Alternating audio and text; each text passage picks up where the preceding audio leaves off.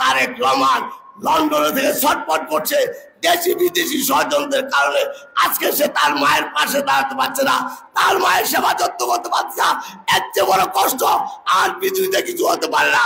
তাই আপনারা খালেদা জিয়ার জন্য দোয়া করবেন, সুস্থতার জন্য, তারেক রহমানের জন্য দোয়া করবেন।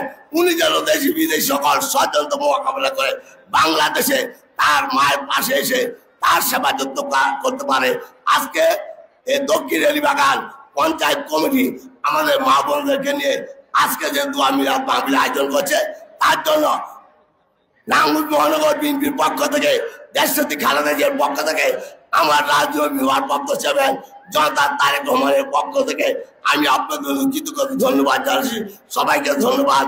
নাঙ্গলকোট মহানগর জিন্দাবাদ, শহীদ জামরক বেগম খালেদা জিন্দাবাদ, আমার রাজনৈতিক ভারপ্রাপ্ত চেয়ারম্যান জনতা তারেক রহমান জিন্দাবাদ, দক্ষিণ এলিবাগান নগর পঞ্চায়েত জিন্দাবাদ, নাঙ্গলকোট মহানগর বিএনপি জিন্দাবাদ। সবাইকে ধন্যবাদ।